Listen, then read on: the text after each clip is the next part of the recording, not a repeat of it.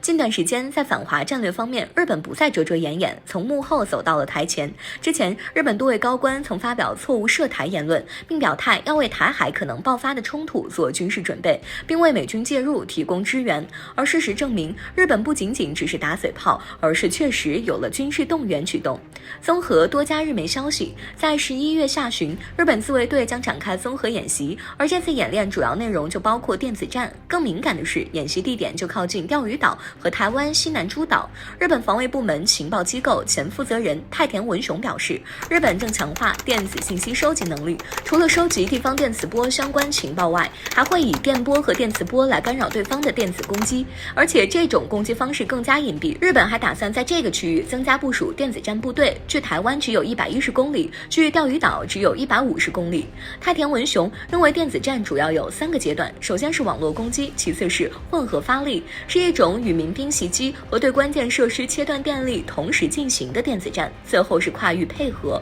对海陆空导弹部队提供位置信息和定位信号传输，进行电磁波干扰行动。日本人认为，当台海出现冲突，日本需要能够第一时间收集到电波信息，并且第一时间把情报分享给美国人。在这之前，日本还在其他西南岛屿有了相应部署计划。日本自卫队已经在宫古、石垣、岩美等岛屿部署了反舰导弹，未来还将在这些岛屿增加部署警戒部队，甚至还有风声传出，美国打算在西南诸岛部署中程导弹，大大提升美日在台海方向的威慑力。更危险的是，最近美日还首次演练猎杀中国潜艇的反潜联合训练，警惕他们积累经验后实操应用到台海。但是日本的一系列军事动作是建立在美军会介入的基础上，但美军会介入吗？近日中美视频会晤上，拜登明确强调不会支持台独，不过美国政客的嘴骗人的鬼，一时换一个说法。但是近日美军1号、2号人物接连发话了，若台海冲突，美军要溃逃。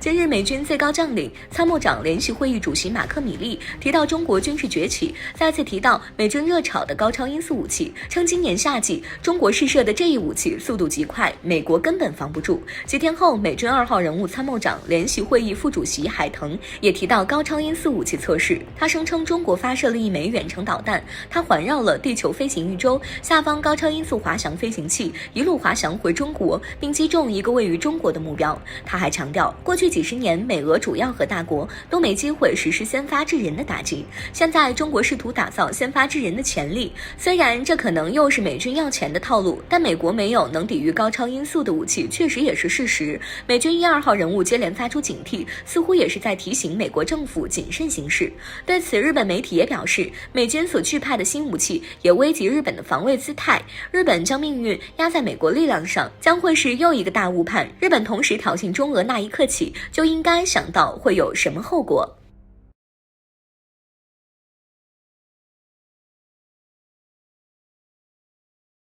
不久前，一夜卖空12万罐阿富汗松子的新闻一度登上了新闻热搜。这一场特殊的交易也让阿富汗人民尝到了中国市场的甜头。而后，阿富汗更是向中国市场发出了热情的呼唤，期待真正的对华贸易。据观察者网援引彭博社报道称，阿富汗驻华大使卡伊姆在接受采访时表示，希望阿富汗农产品可以更多的进入中国市场。从卡伊姆的话语中可以明白，对华贸易被认为是阿富汗实现发展的第一步。在他们看来，中国拥有一个非常稳定且十分庞大的市场，一旦阿富汗搭上了对华贸易的这趟快车，那么就可以快速的实现自我发展。而实际上，一旦中阿在经贸领域扩大了合作范围，那么必定会达成双赢的局面。除了松子之外，阿富汗还有一些极具高附加值的农产品，藏红花以及各类坚果就是其中的典型代表。当然，在矿产资源上，阿富汗的潜力也非常大。据一项数据统计资料显示，目前已经勘探到的矿产资源储量价值就高达1万亿美元。当时美军入侵阿富汗，一定也考虑到了阿富汗拥有丰富的矿产资源这一点。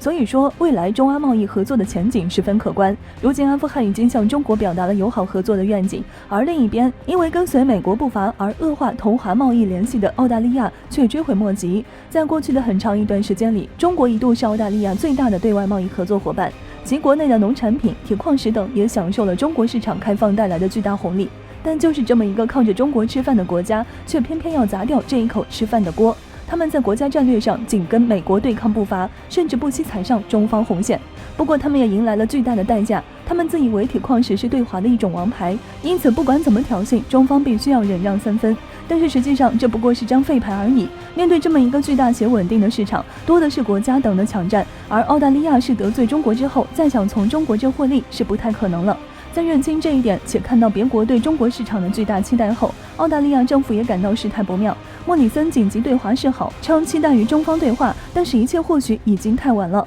澳大利亚需要去承担挑衅的恶果，这是他们自找的。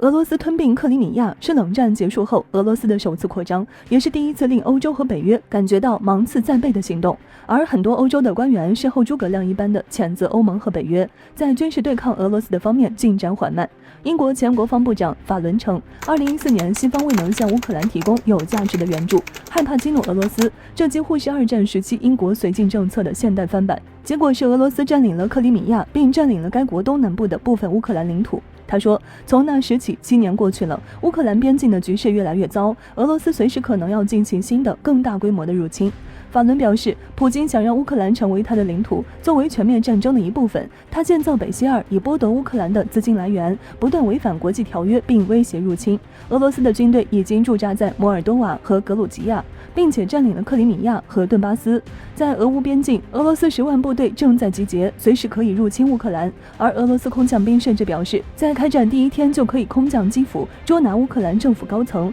而以乌军目前的战斗力水平，是无论如何也无法抵挡俄军的入侵的。因此，连马克龙也表示，法国也会协助维护乌克兰的主权。但是到目前为止，欧洲各个强国基本还是维持在口头表态，所谓的军援更多是象征意义上的，不仅资金数目不足，提供的武器装备也仅仅是一些轻武器、车辆等简单的装备。这倒不是欧洲各国政府不愿援助，而是各个国会未必肯拿出足够的钱来。而乌克兰军队现在的状态也非常差，不仅缺钱，也缺乏足够的训练。在这种情况下，西方如果必须保卫乌克兰免受普京的俄罗斯的袭击，那么就得加快武装乌克兰。法伦提议加入美国的行列，开始向乌克兰部队供应武器，以抵抗俄罗斯的侵略。此外，北约需要在黑海集结兵力，重建乌克兰舰队。这位前部长并没有忘记北溪二天然气管道，在他看来，应该完全封锁这条管道，因为它不仅对乌克兰构成威胁，而且对整个欧洲构成威胁。法伦说，只有团结所有力量，欧洲才能从专制的俄罗斯手中捍卫民主的乌克兰。但有个问题是，如今的乌克兰扶得起来吗？每日电讯报的读者对该出版物发表了评论，认为该材料显然是反俄的，并附有一堆未经证实的事实。一些读者反对普京，称他为一个想摧毁乌克兰的暴君。较为理性的评论人士表示，伦敦没有必要插手于自己不相干的事务。而英国现任国防部长华莱士则表示，英国不想与俄罗斯对抗。普京则表示，北约的担忧从来都是杞人忧天，俄罗斯绝不会主动入侵一个国家，也从来不是东乌冲突的主要组织者。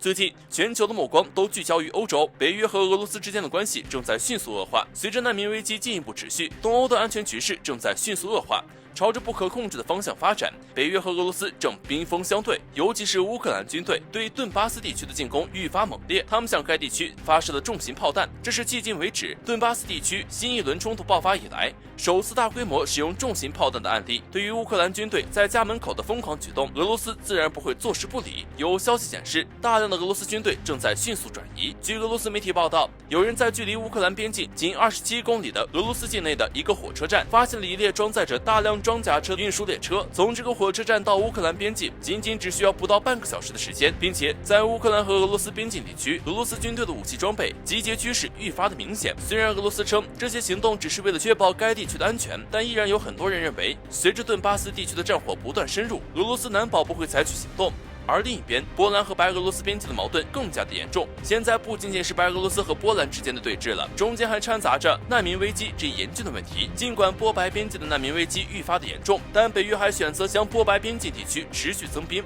来帮助波兰对抗白俄罗斯。据外媒透露，目前已经有数百辆汽车以及军事装备正在被北约送往波兰边境地区，而在之前进入波兰的德国装甲部队也已经抵达波白边境地区。就像白俄罗斯防长所说的那样，北约正在试图升级紧张局势。鉴于北约咄咄逼人的态势，有专家认为，未来几天白俄罗斯很可能会向俄罗斯提出请求，让俄罗斯军队开赴与波兰接壤的边境地区，来帮助白俄罗斯对抗北约。在叶利尼亚地区的俄罗斯军队可以在几个小时之内赶到波白边境，预计俄罗斯会在短时间内做出回应。和平正悬于一线，就看北约和俄罗斯谁先下手了。北约在波兰的军事实力非常强大，而乌克兰不同，一直都是西方国家用于对抗俄罗斯的棋子，更没有北约集体防卫条约的约束，是北约用于试探俄罗斯最好的替死鬼，同时也是俄罗斯用于警告西方国家最合适的对象。说不定俄罗斯在耐心耗尽的情况下，会对乌克兰来一次快速的闪电战，给北约一个下马威。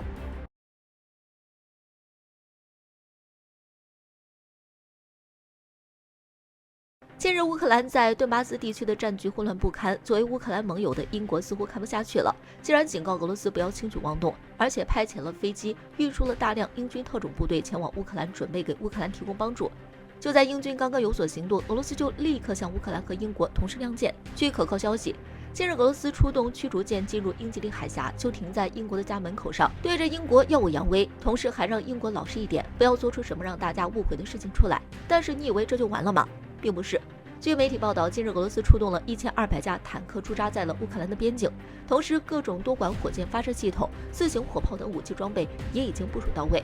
要知道，俄罗斯现役的主战坦克也就4000多辆，俄罗斯这几乎是出动了全国1/3的坦克部队，这已经不能叫威慑行为，这就是准备骑在乌克兰的头上拉屎撒尿了。俄罗斯这样的举动，就是同时在告诉英国和乌克兰，我从来不会惯着你们，不服就大家来干一场。看到这样的情景，乌克兰和英国立刻就向俄罗斯求饶。乌英两国国防部长联合向俄罗斯发表声明，我们完全不想和俄罗斯敌对，只是对俄罗斯在两国边境的军事活动感到不安。俄罗斯这么刚的举动，估计乌克兰和英国是真的慌了。作为小机灵鬼的英国还顺手卖了一波武器装备给乌克兰，仿佛就是在告诉乌克兰，大兄弟，你坚持住，一定就能看到希望。